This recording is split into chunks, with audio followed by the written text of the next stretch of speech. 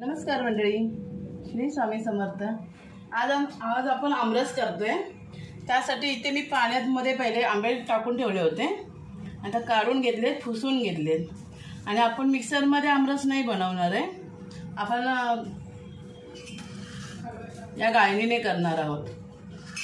तर आता मी आंबा सोलून घेते, साल काढून घेते। आंबा जास्त गोड नाहीये, त्यामुळे मला याच्यात साखरेचा वापर करावा लागेल।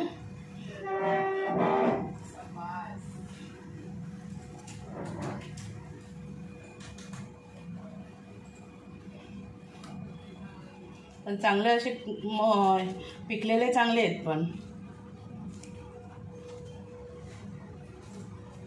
आता हे आपण चाळणीवरच गाळणीवर आपण घेणार आहोत।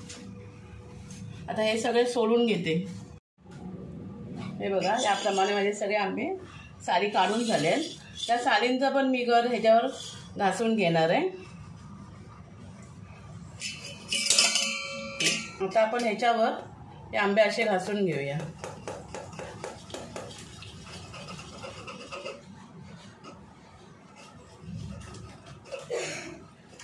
मिक्सरला नाही आंबा लावायचा, मिक्सरच्या पात्याच्या संपर्कात आला ना तर ते ॲसिडिक बनू शकतं आणि काळं होऊ शकतो घर, कोणत्याही धातूच्या संपर्कात आल्यानंतर।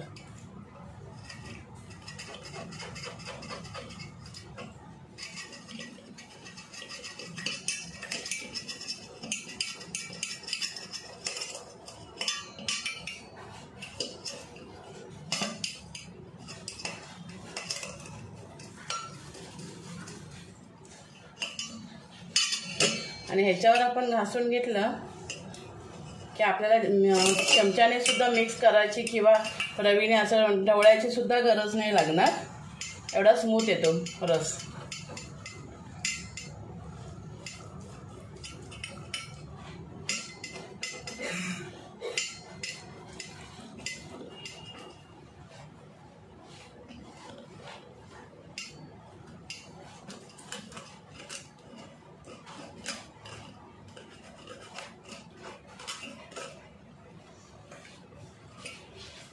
आता सगळे मी ह्याप्रमाणेच करून घेते। आंब्यांचा रस काढून झाला आहे मंडळी। आता या ज्या साली आहेत ना, या सालींना गर लागलेला आहे ना, तो पण गर काढून घेते। उशीर लागतो याच्यावर करायला, पण छान होत आहे।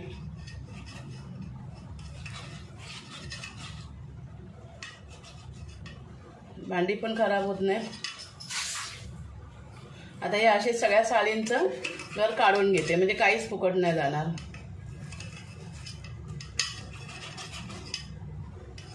पंधरा मिनिटं लागली मला।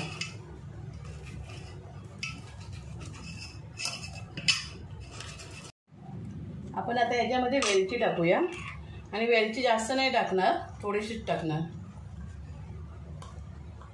जास्त वेलचीचा पण वास नको, एवढी वेलची टाकते मी।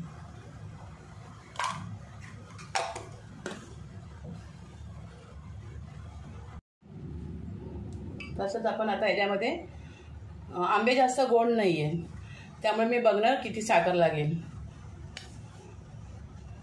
हे 2 चमचे टाकले, हे 3 चमचे। आधी मी मिक्स करून बघते किती गोड होतं ते। आणि हे सगळं त्या गाळणीवर करेपर्यंत मला 15 ते 20 मिनिटं गेलीत।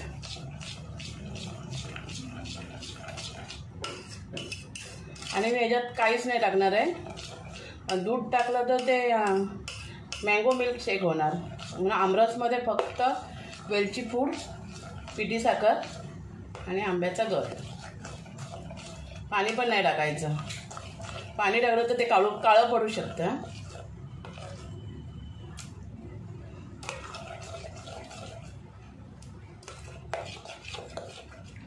मी जरा बघते गोड झालाय का।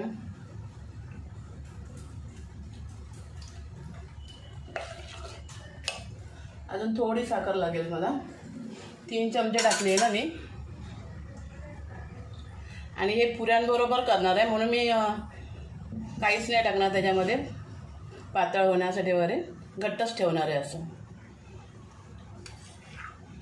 टोटल मी 6 चमचे साखर टाकले आणि आता हे गार करायला ठेवणार फ्रीजमध्ये.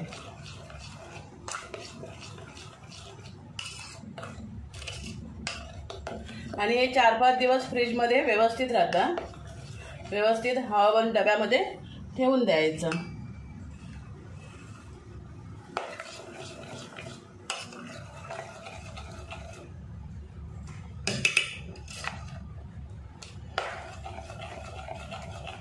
आता हे मी बाउलमध्ये काढते छोट्या आणि तुम्हाला दाखवते.